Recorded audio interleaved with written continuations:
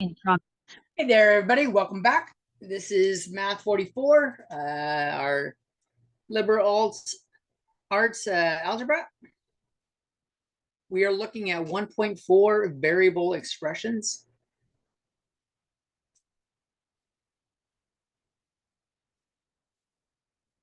And this is John Blakely's textbook. I recommend for part of this, you click on it to read through some of it. I'll show you what to read when you're doing it. In fact, reading the whole thing is a good idea, to be honest. But I'm going to cover this. There's something in particular in here that it will take 20 minutes to write down and explain everything. Whereas there's a nice little phrases for translation list to look for words when you're translating sentences to math, things to look for that mean different things. So rather than writing them all down, they're on this. I'm going to pull some examples from this like I did in the last section to cover some different ideas. But variable expressions, what are they? So a variable expression is a combination of basic operations with numbers and one or more variables.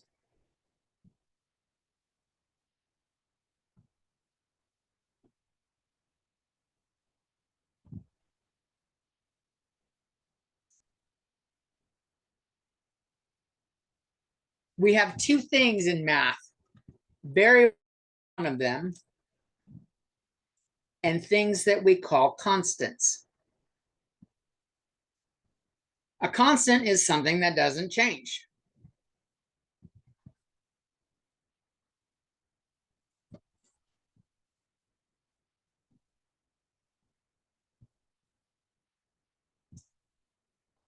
Numbers don't change.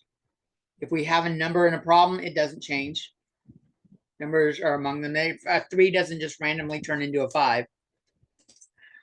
But when we're going on later on, we'll have when we're solving literal equations, maybe variables. This is later on. We can treat variables like constants. But they are things that don't change. Variables are things that vary. They got to vary. That's why they're called variables. They vary. Things that vary or change. So these are often unknown quantities.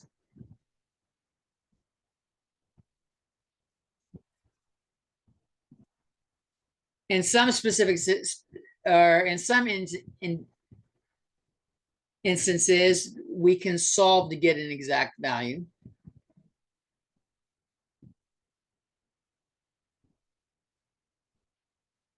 But in others, there might be an infinite number of values that work.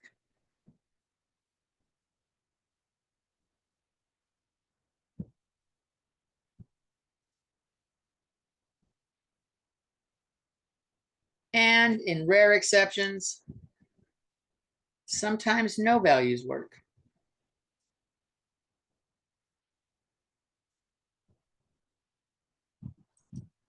But that's what they are. So what we like to use for variables are frequently letters. X, Y, and Z are common choices for variables.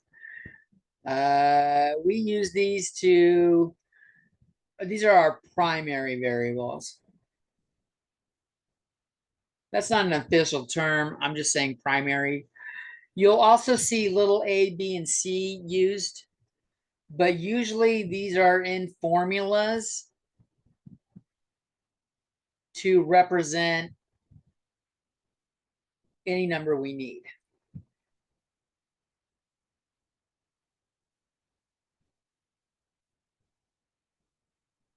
And sometimes we will see the capital versions of these.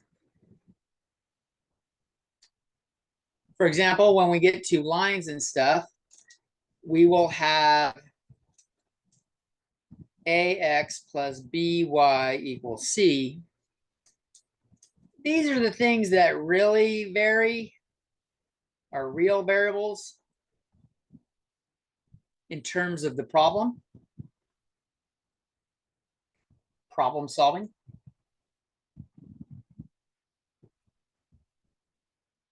And A, B, and C, like I said here, can represent any number we need. I could have 2x plus 3y equals 5. I could have negative 5x minus 1.2y equals 3.04. They can represent any value. But the general, like in formula, that's what I mean in formulas, we can tend to use A, B, and C a lot. Primary variables we use are X, Y, and Z, but we don't have to. You are more than welcome to come up with your own. You can use smiley face. I have used this on a test when I was a student because I got tired of using X and Y. And if you use non-traditional variables, you need to say what they are when you're using them. We'll get to more to that later. Where does this line up with what we're doing here? Something I put here, when we have a number in front of a letter, 2x really means 2 times x. We just eliminate the multiplication sign because mathematicians are fucking lazy. We are so lazy that we don't even want to put the multiplication sign. And it makes sense. It's the way we count things. We have things, we'll have x, 2x, 3x. X really represents 1x. But we don't say 1x just because it's the same reason we don't say 1 when we're talking about an item. You don't say I ate 1 candy bar. You say I ate a candy bar. If you ate more than 1, then you say what you had. I ate 2 apples. Not I ate 1 apple. It sounds silly. I drove 1 car to work. What? The other time when we don't say numbers, there's the one involving radicals, but also exponents. X to the first power is just x. We don't say the exponent when it's 1.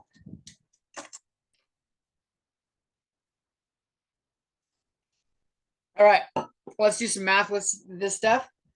The first thing we're going to look at is learning how to actually, let me pause this and we'll break off. No, we'll do evaluating first.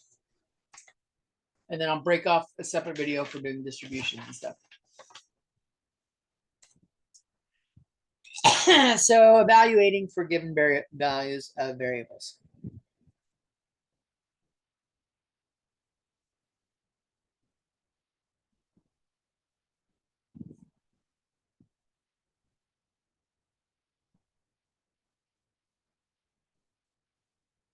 Number 2 here is 6 says 6x minus 3 for x equals 12. This here is a variable expression. It is a combination of numbers and variables. X is our variable here. When we say evaluate, what it means is since x equals this, it's like plug and play. If you do stuff on your computer or you're putting in parts and stuff, you just plug it in and go. What we're going to do is we're going to take 12 and put it in for x. I recommend, and you should always do this, use parentheses. Because if you don't use parentheses,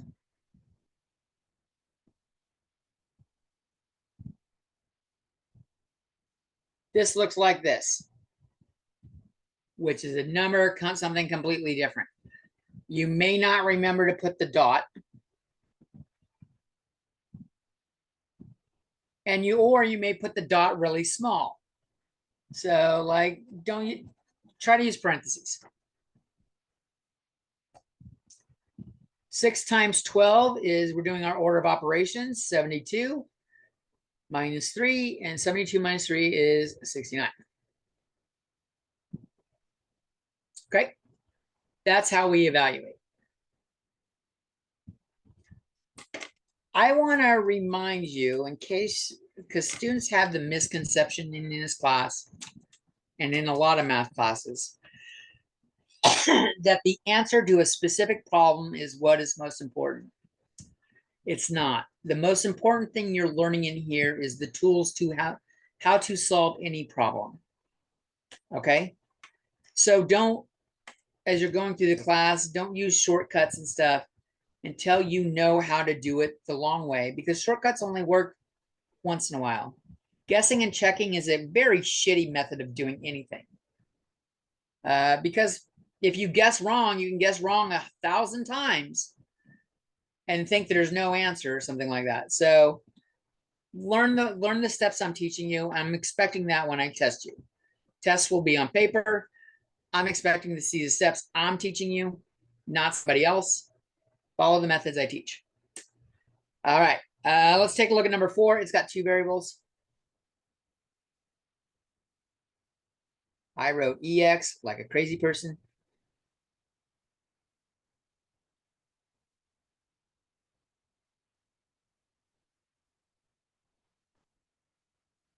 So what we're doing is replacing the X and the Y for their values.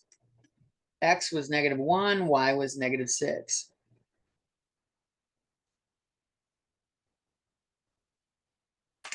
We follow the order of operations. The first thing is multiplication.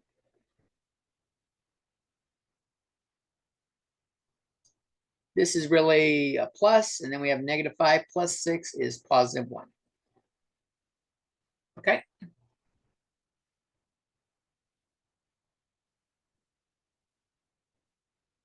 All these other examples are just more complicated versions of this. You're doing order of operations for all of them. Okay. So go back to your order of operations practice. If you need more practice, you don't know what to do. That's how you evaluate. The next section, we're going to look at simplifying and how distributive property works and stuff like that. Peace.